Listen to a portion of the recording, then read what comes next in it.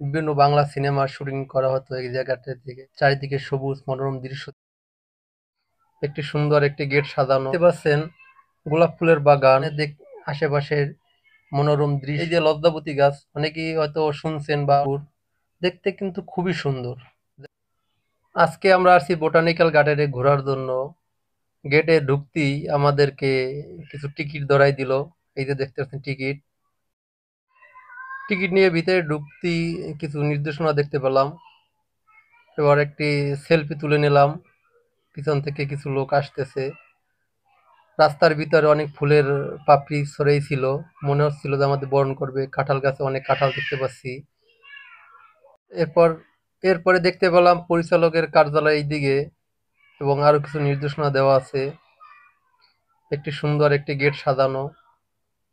তো সব মিলিয়ে ভালোই লাগতেছিল। এখানে হলো এখানে আপনারা দেখতে পাচ্ছেন গোলাপ ফুলের বাগান।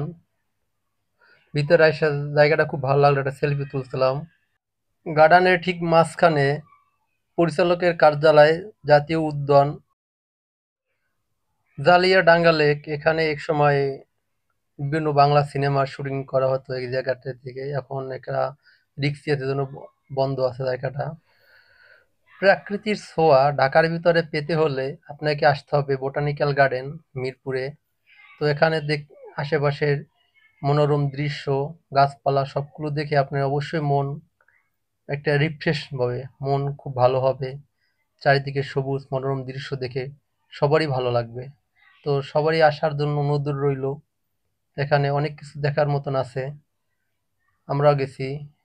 এই যে দেখতে পাচ্ছেন পদ্ম পুকুর, দেখতে কিন্তু খুবই সুন্দর।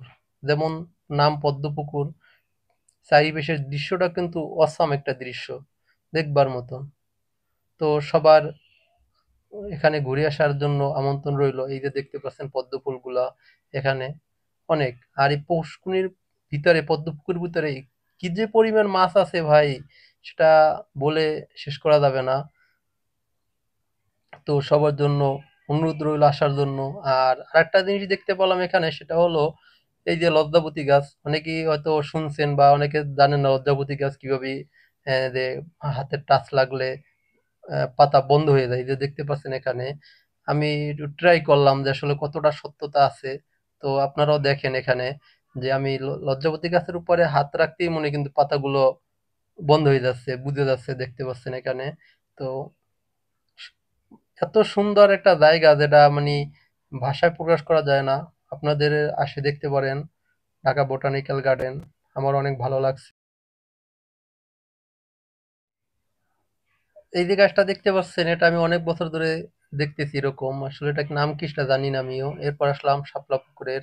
শাপলা পুকুর থেকে শাপলা পুকুর যাইতে আমরা বাঁশ বাগানের ভিতর থেকে যাইতে হইতেছে।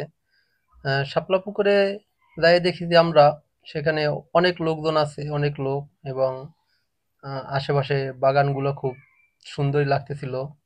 তো চিন্তা করলাম একটু ভিডিও করে দেখাই। এখানে দেখেন জামাই বউ হয়তো বা হতে পারে তারা, হ্যাঁ, শুটিং করতেছে।